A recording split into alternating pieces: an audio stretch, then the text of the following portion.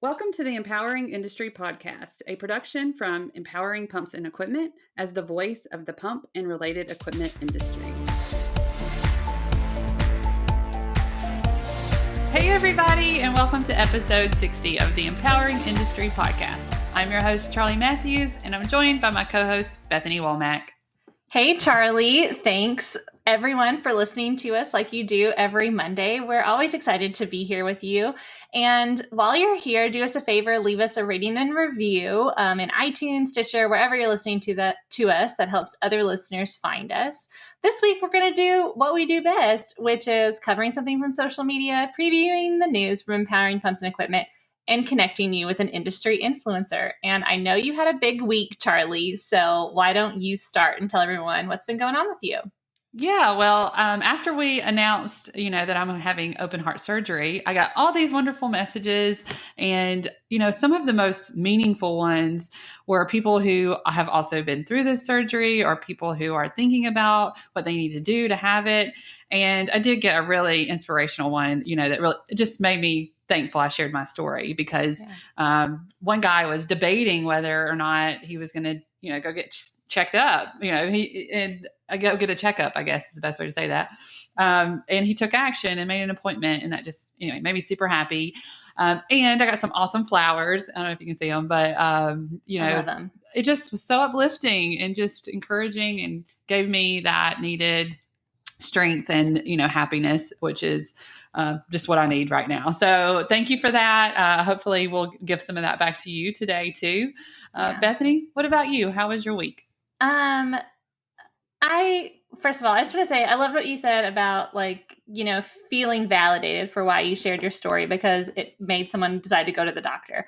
I think that's the important part of sharing your story about anything, whether it's like something personal you've gone through. If you're at a place where you're ready to share, it only encourages other people to know that it's okay to talk about it or it's okay to do it. And I know that some people aren't as public about everything as maybe you or I are about things, but that's just kind of the mindset I've been taking with a lot of different struggles that I've gone through the past few years or whatever.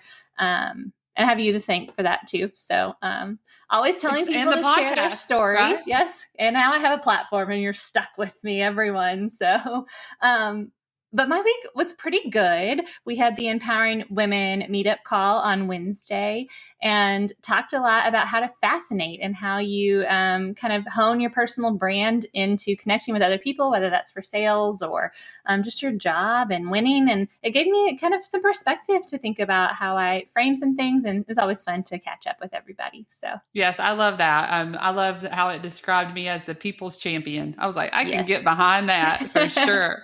Absolutely. Yeah. Social? You want to go to social? Yes. Thank you. This is where we're going to talk to you about something you need to know in the industry moving forward. And like every time we come on home here, you need to know when our virtual meetups are because they're fun. The Empowering Brands one is June the 15th. Tuesday. That's every third Tuesday at 3 p.m. Central Time. So tomorrow. So if you're listening to this when it comes out, go register now. Yeah. Awesome.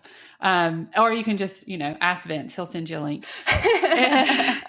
Just a shout out to Vince there. Empowering Women's Meetup is going to be Wednesday, July the 14th, every second Wednesday, and that's at 11 Central Time. Love getting together with them. Yeah. Pre-register so you can get the Zoom link. Those links are, as always, are in our show notes. And on that note, you can always stay connected with us at Empowering Pumps or using the hashtag Empowering Industry Podcast. Shout outs. I love everybody who is sharing our podcast episodes. I just think it's so great. I mean, sometimes people add the hashtag in there. Sometimes they don't. But I've enjoyed seeing that through the Empowering Pumps analytics, and activities. You can see all the people sharing those. So thank you for doing that. And thank you to AWWA for sharing their bonus episode that we released this past week all about ACE. So if you're listening to this when it comes out, ACE 21 all virtual, which I thought was kind of cool that they branded it that way. It happening now. Yeah, it starts today, Monday. So you still got time. Go hop onto that event and learn lots of fun things. And thanks to the event for sharing the podcast. Okay, into what we are going to talk to you about in social today.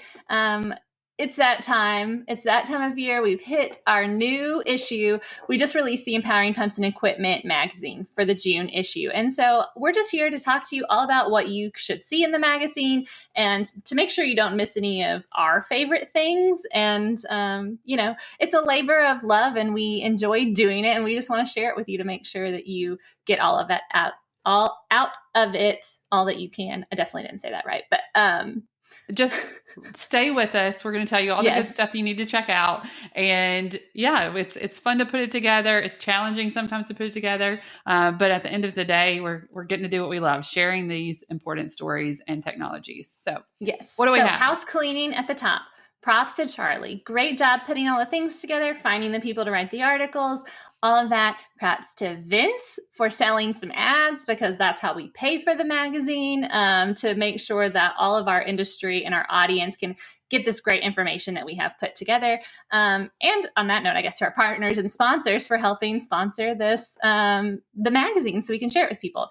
You can get it in the show notes. There's a link for it. It should be coming to your email. It's going to be on our social media. Wherever you're looking at Empowering Pumps, I bet you can find the link. We'll make sure that you get it. And I just want to say, part of the benefit of having the digital edition is that you can have videos in there. So we have some videos from ads, from sponsors, and then stuff we're sharing. It really makes it interactive. And I think it's something fun. You could spend your lunch hour flipping through and learning, but then also go back to it because there's lots of ton of good information that, I think it's a more productive use of your time than maybe scrolling social media this week. So just saying. I like it. Yeah. And props to Bethany too. She has made so many different graphics and ads and different things within the magazine this month. And you just don't give yourself enough credit because you make everything visually awesome, well as this particular issue, which we'll get to. You wrote for us, which is awesome. Okay, so let's start with the cover story. Michelle Seagrass, thank you so much for writing this for us. We talked about closing the manufacturing skills gap. And I love this part. The challenges of manufacturing skills gap is multi-layered. And I love this because we talk a lot about people and technologies and, all of it coming together. And so I think you really got to open your mind a little bit. Even for the conversation about diversity, it all plays a part in this skills gap and improving that. Retirement of the greatest generation we all know that that's what this is about. Okay. We have got to make sure that we grab onto that knowledge, pair them up with a Gen X or something where we can obtain that knowledge, record it, because they are leaving, retiring, and they've learned a lot by doing. And so now we have to kind of figure out a way to teach our next generation this. That's something I always think about going to trade shows because you can visually see it happening. You see these baby boomers who have been in the industry for 40 years. And it's just like, they're so full of information. And then these young people walking around that you're like, please get it quick. Go talk to them. People retire. And that's, another reason I'm really excited to get back to trade shows and all of those kind of learning events where you can see that knowledge shared in person. It's really fun to watch happening. That's so true. It really is what's important. And, also within that space, it's convincing people that these are really good jobs, good careers. Yes. I love talking to somebody in manufacturing who has been at the same company for years too, right? So that they supported them and really, helped them. I think Pat was the one that was telling us he went from apprentice to VP, there is a lot to that. So, fighting that skills gaps, there's a lot of different ways to do that, from, really focusing in on diversity, equity, and inclusion in the workforce. I knew that women were going to be the answer, right? That's why I created Empowering Women in Industry, because I think that is definitely part of it. We don't have a lot of women in our industry, so let's bring them in. So we talk a little bit about that. We talk about, is it closing? Is the skills gap closing? And, the labor shortage, over 70K jobs are open. I think it kind of goes, I think it's always a topic that we're going to talk about, but right now it's making sure that we have our manufacturers thinking about this and how they're going to solve that for their companies. And we have a special guest coming along on our podcast in June that y'all have to hear what he did. It's amazing. So I won't give it away, but keep listening to us in the month of June. For sure. Another good learning opportunity in the magazine is we have our knowledge shared section. So this is where we have multiple articles of technical content that you can get and learn whatever you really want to find in the industry. So I'm just going to list a couple of the topics that we covered in our knowledge shared, but definitely go and check them out and see which ones resonate with you and what you can learn the most from. There's backflow prevention, right motor choice for your pump installations. I feel like you're laughing at me. No, I'm not. I'm laughing about backflow prevention because that's what's wrong with my heart. And so it's backflow. So the people in valve, I have to say this. I said it's all about the valve. And I had a couple people say, it's the seal, Charli, and all these things. I just thought it was hilarious. And so I apologize, Bethany. No. But that's what I was thinking about. Backflow prevention. And we are talking about valves here. So continue. That's awesome. Yes. Control valve cavitation, pump failure analysis, which I think they've also done on Charli's heart, and lots more topics, but definitely check out that section if you're into technical content and want to learn more. I love it. Speaking of my heart, we're going to talk about sustainability centered, conversation. This is based a lot on the UN 17 sustainability or sustainable development goals. And I thought this was so great. I mean, I loved having these numbered items that we can work on. And so we've really tried to look at the ones that we can affect and make an impact on. And I also love diving into the base form of these words. And so sustainability or sustainable, that sustain is the word that I really picked to focus in on. And to sustain my health, I have to make changes. I have to go through this procedure. And, I talk a little bit about that. But at the end of the day, we have to go through a little bit of change, a little bit of struggle, and then this is going to be better on the end. And so looking for ways that we can do that. Bethany did a great job of teaching us how to write our own sustainability story. I should have read that before I wrote my little piece. But you need to find I was late. I mean, I'm perpetually last minute deadline driven. So that's not her fault. That's I turned mine in, 2 days after I'm sure she asked for it. So I may write another piece is what I'm saying now that I've learned from Bethany on finding my why, finding your fit, and how to share your story. It's so important, like we've already talked about.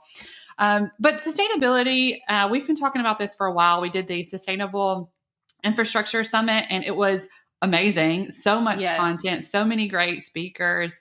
You can still listen to that if you want to sign up for it. It's on demand.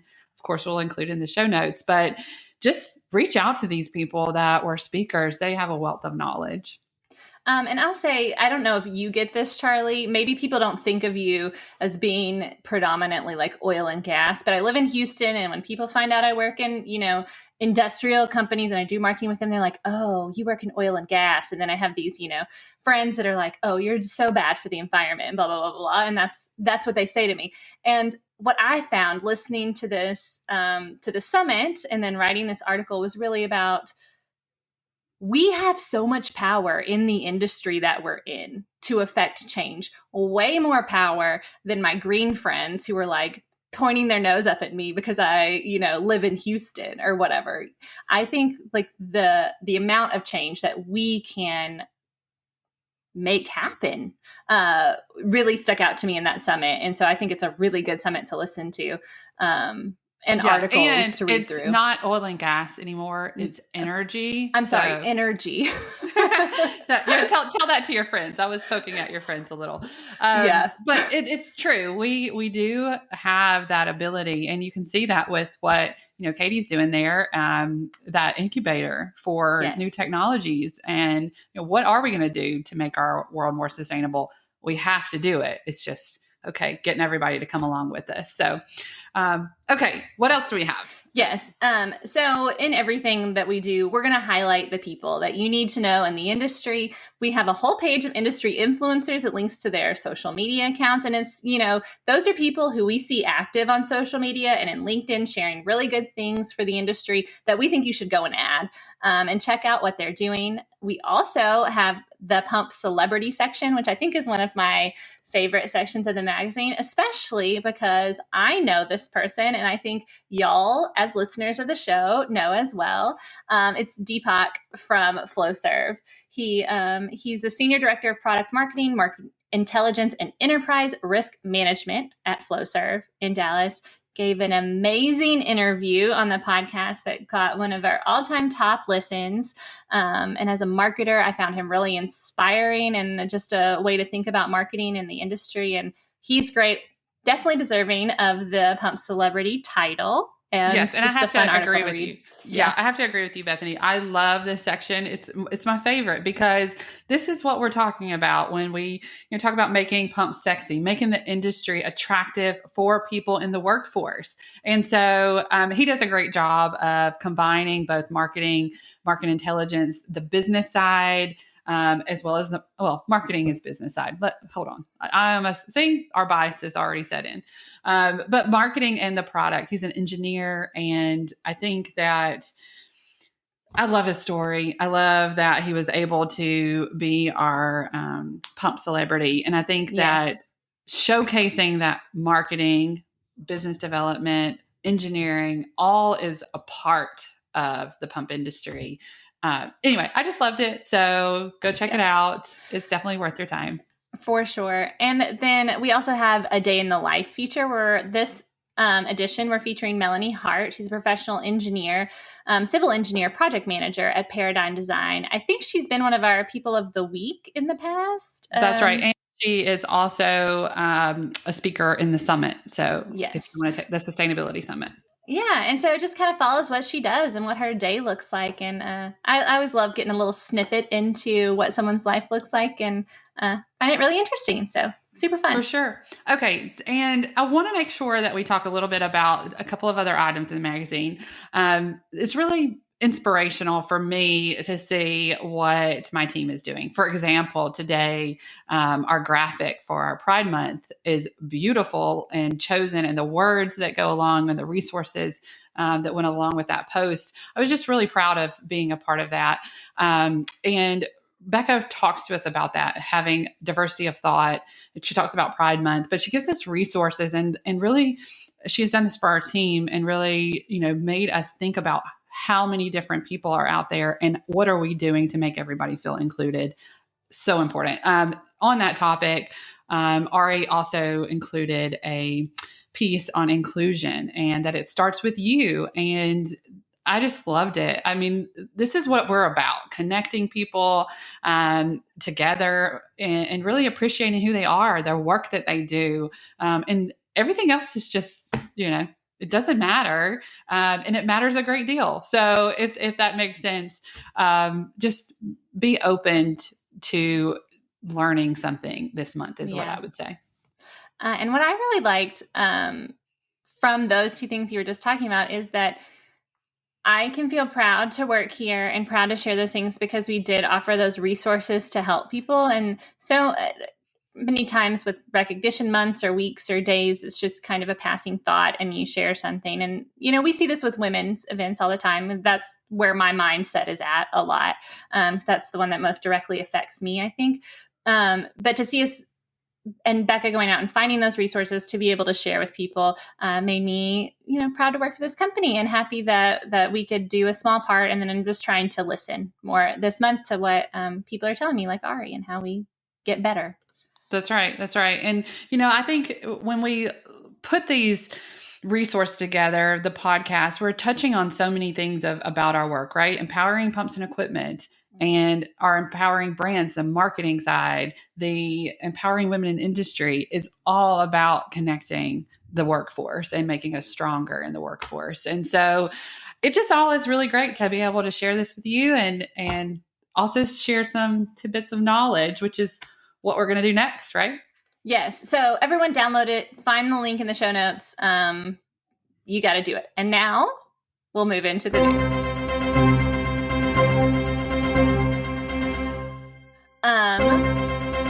I don't know why it's double doing it every time. It's because it wants us to dance, I'm telling you. I know.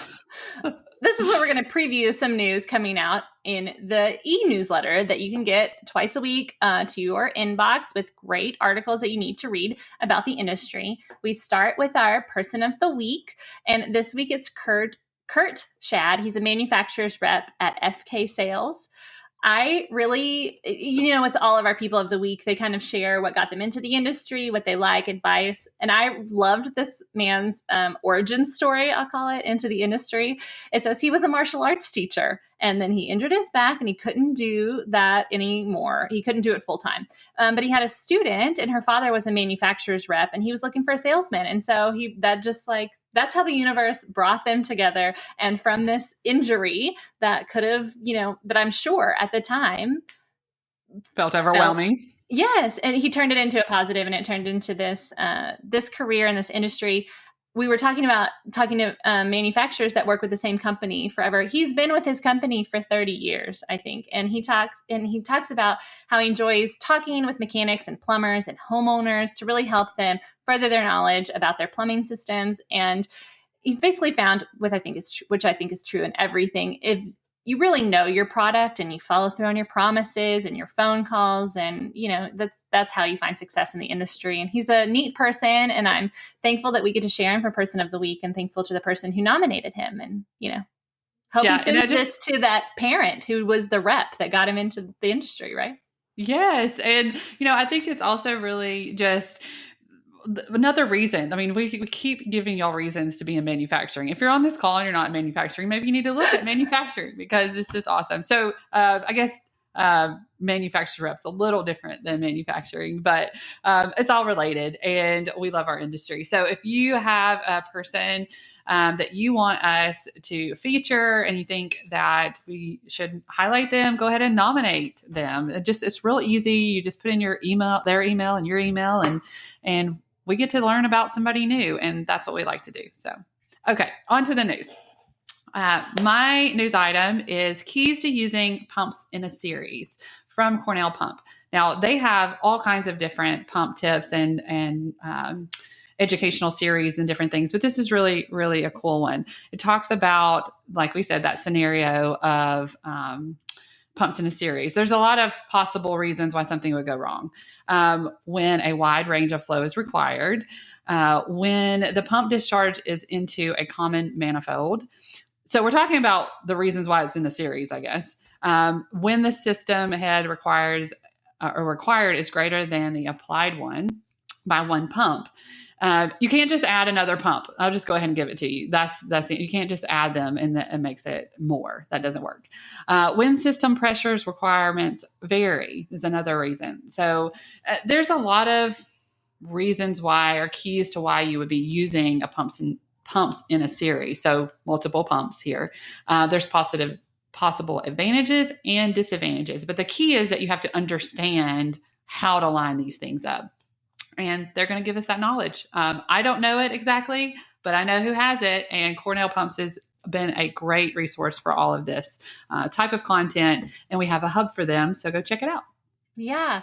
And that topic made me think about Vince's first lunch and learn that he did with Larry. They were talking all about fitting the pump into the physical space, and how you really have to take into account what space you have available and what will cost you the least to maintenance and all those kind of things. It's kind of fascinating that you don't really think about unless you're in there working with the pump. Speaking of Larry is the one that was doing the presentation that taught me that you can't just have one pump plus another pump gives you more pump flow. It doesn't work like that. And so shout out to Larry Backus over there for all of his pump knowledge, and for Vince and Larry, go check out his lunch and learn on YouTube.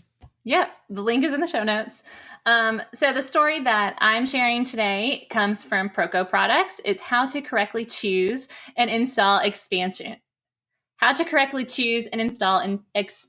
joints. So expansion joints, they're a critical component for any industrial application that uses pipes or ducking. Ducking. It's not ducking. Ducting. It is ducting. Ducting. Ducting. Yes. That's right. Sorry, my text is twang is coming out, I think. Anyway, it's vital to making these systems run correctly. And there's a lot of different kinds of designs and materials that you can choose from to help you have the correct selection. And basically, you want it to last as long as it can, be safe, require the least amount of maintenance and all those things for what you're running it for. And this article really talks about how you can find which expansion joint and how to install it correctly so that you get you maximize its performance and its service life. Let's see. Topics covered is what's the right kind of expansion joint, whether it's rubber or rubber combined with other chemicals, selecting the right one, correct installation, and then maintaining expansion joints. I think it's got a lot of information that I think you'll find really helpful. I hear babies in the background. I'm really hoping Mark is with him. Okay. I couldn't not hear them and not. I love it. Okay. We will now jump into the industry interview. Awesome. This goes right into this news article we just shared. And I think someone planned that, AKA Charli. The industry interview person that you found for us this week is also from Proco. Do you want to introduce him for us? Yes. So Cal Hayes, he is the general manager at Proco Products, and he is the valve guy from my perspective. He taught me all about check valves. And we talked about expansion joints in the news article because we talk a lot about check valves in the interview.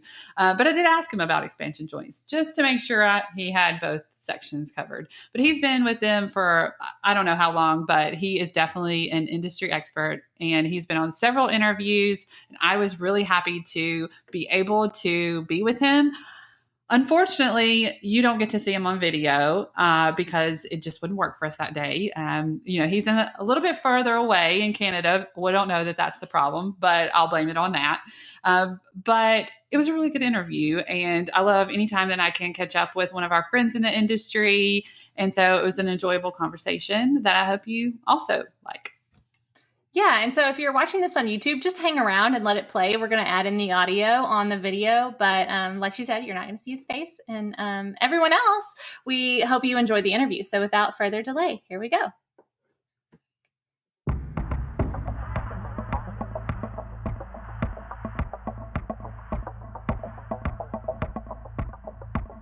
Welcome to the Empowering Industry Podcast. I'm so glad you're here with us. Hi, Charli. Good to hear from you after 15 months of no see, no talk. I know, too long for sure. Definitely. Well, let's get into kind of who you are and what you do. All right. So I guess most people know me as Cal. I've been with Proco now since 2005, and I pretty much work with a great group of people at Proco, and we work, I think, very well together, and we are seriously concentrating on the growth of duckbill check valves, which we call the ProFlex Line 700, and also rubber expansion joints and penetration seals. I'm a Canadian. I live in Northern Ontario, Blackfly country, and other than that, that's who I am. Yeah, and I could go on, but you've been at, I guess, several trade shows. That's where I get to see you, but you're out in the field and you're doing the work, but I'm really curious about how you got started. How did you get into the industry? Oh, that's a long, long story. We got some time. Graduated in history, majored in history, believe it or not, which is a long cry from duckbill check valves, but I guess you can contribute the history part to the history of growth of duckbill check valves. So in 1985, I started a company, run that company, sold it eventually, and started working with Proco. My background has always been in the elastomeric world, either designing different types of elastomers for, chemical applications, or in this case, the sewage and water application, and what elastomer works properly, what elastomer doesn't work properly. The big concern that we have in our world of check valves is memory. And the memory is how long will a valve stay in a closed position before it loses its memory and starts to fatigue and starts to sag and cause the customer or the municipalities issues. So that's really where I enjoy designing and coming up with different types of solutions for customers. Yeah, and you mentioned this a little bit, but as far as the water industry and kind of the wastewater industry, but I know you were heavily involved in the waterworks side of the business. Can you tell us a little bit about that? For sure. So on the waterworks side is more on the what we might want to call the municipal or the drinking water side. And I mean, as you know, as our world gets faster and faster, there's more and more concern for us, our children, our future children, our grandchildren to be involved with, good quality drinking water. And what is it going to take for us as human beings in this particular time of life to ensure that our water and the waterworks business stays solid and we aren't forgetting about disease, forgetting about contaminated water, which can cause issues and concerns for us in our future. Yeah, and that's kind of as the valve wears out. I guess it's protecting this kind of backflow from happening. So as it wears out, what has to happen in order for that not to contaminate the water? All right, so a duckbill check valve, as we all know, is kind of like the shape of a duck's bill, and that's where the name comes from. So under flow, the valve made out of rubber is encouraged to open and allow flow. And in turn, when the back pressure or the downstream side of the valve gets higher in pressure than the inlet side, it encourages the valve's lips or the duct's bill to close and not allow contaminants back into a water source, into a storm drain, into a main drain.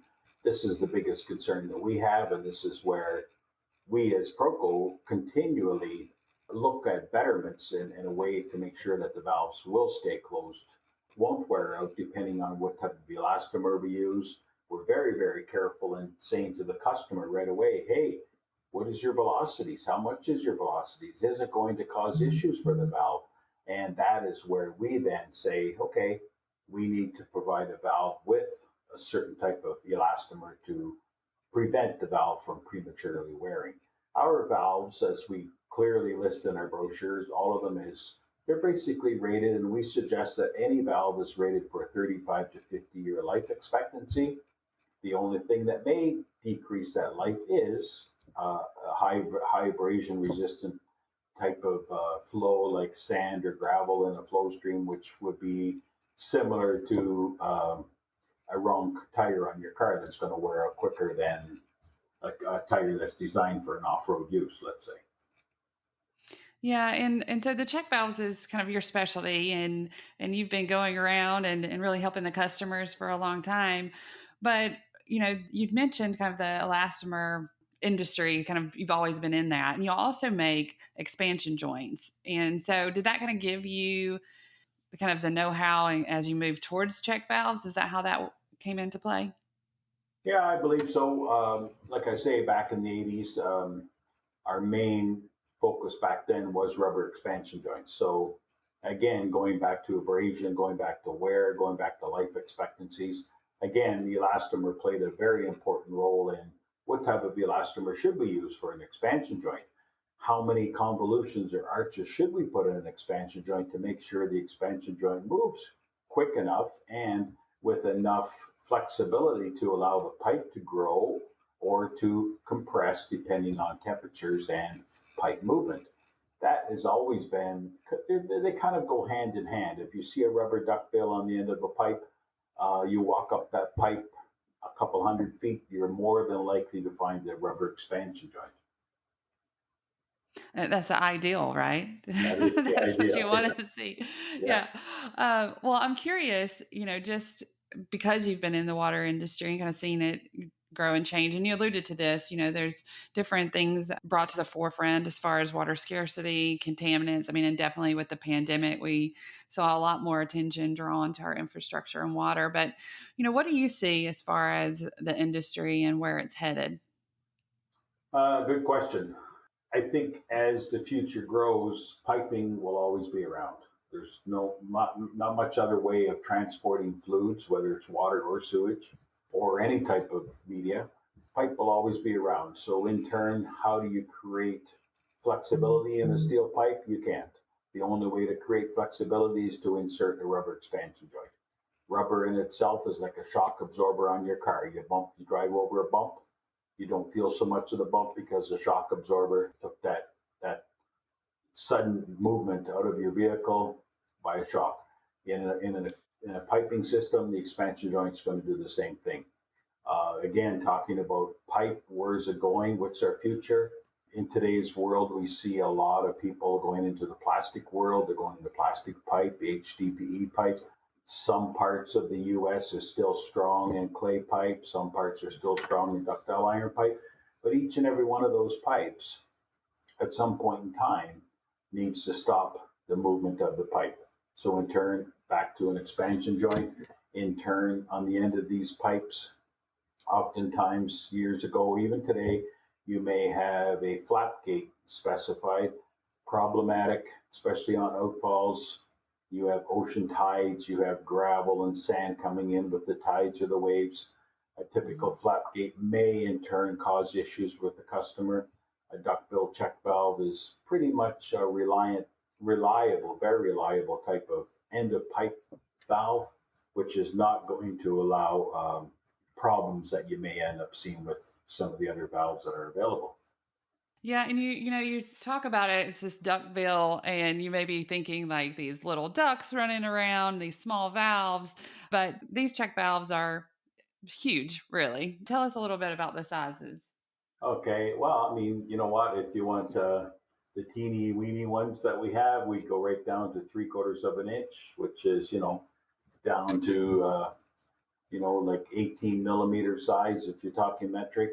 And then we have availability up to 2.4 meters, 100-inch, 110-inch diameter valves, which is, if you're walking along the side of a city school bus, they're about the same height as the school bus when in installed position. So there is availability. There's a lot of different options. There's a lot of different variables. We have 7 or 8 different product lines now that we've come up with that is pretty much an answer to what a customer might call us with. He might call us and say, hey, you know what? I can't have a duckbill hanging on the end of the pipe. I've got issues. I've got customers that are complaining because it's offsetting out to a very prominent golf course, let's say, or somewhere where they don't want to see a rubber duckbill hanging. So in turn, we do then offer an inline valve, which is sitting inside of the pipe, cosmetically beautiful. You don't see it. It still does a great job. Functionality is there.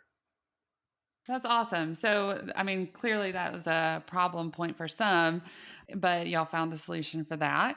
And, I also think it's really interesting just in all of these systems that we have. We talk a lot about it, right? In the pump industry and the pump system, there's just so many opportunities for these sealing devices and also valves along the way. And so this one is just very unique. And, I love to see them. I talked about these huge valves because I think that's amazing, but I just don't think people really understand that they're all different sizes. They're all different functions based on the customer and what their needs are. So I've just been excited to kind of watch that and see that from your perspective.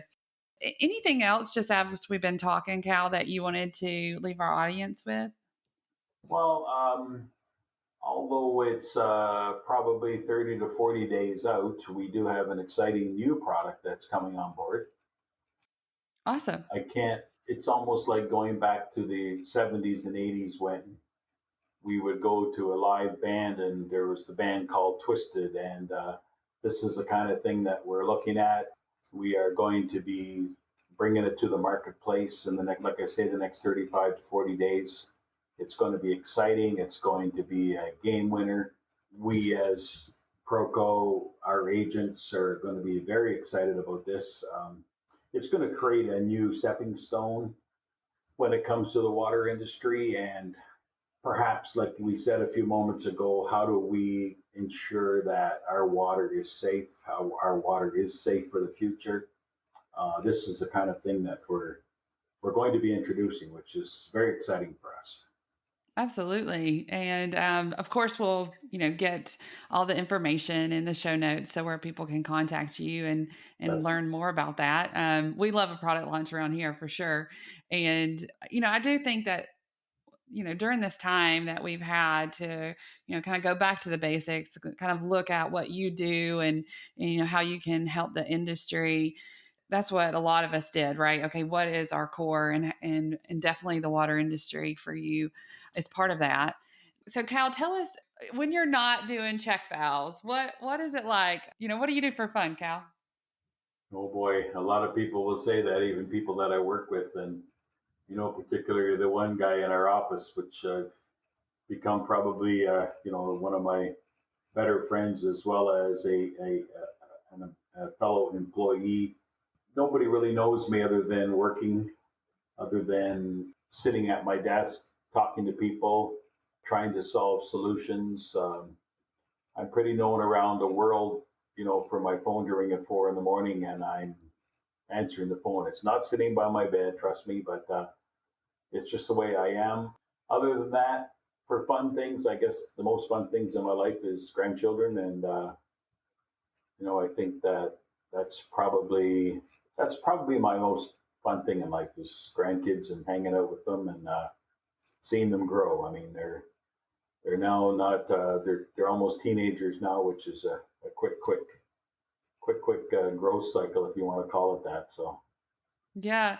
And, it's fascinating to be in the industry and know that the things that you're doing now does help. It helps that for future generation. And the more that we can do on our part to help the water industry be successful, then you're doing that for them too. So there's a lot there. And, I'm always happy to see you and your wife. And I haven't met the grandbabies yet, but that, I'd love that too. Yeah. Well, thank you for your time, Cal. I'm really excited about the launch. I can't wait to, be able to share that with our audience as well. And just overall, we understand how important, valves are to the system. So I can't go on without talking about valves when I don't talk about expansion joints. Definitely. But, I'm learning more and more about how important valves are. And so thanks for being here with us today. And I look forward to the next time I can bring you on. Beautiful. Thanks for having me.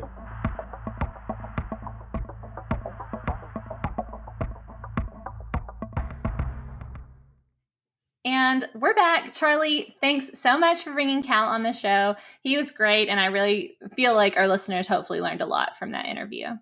Absolutely. Well, that brings us to the end of our show. Thanks for listening. Yeah. Everyone, do us a favor, rate, review, subscribe. I don't know where the button is on YouTube. I don't know how to do buttons. If someone knows how to do buttons, let me know. Like and subscribe. Anyway, but yeah, that does help us out to help other listeners find the show. So you can reach us at Empowering Pumps or using the hashtag Empowering Industry Podcast. You can email us, podcast@Empowering Pumps. And yes, I have given Bethany the login to check that while I'm out. And so that's it. That's it. Yeah. We'll be back every Monday with a new episode. So until then, be empowering. Go get those babies.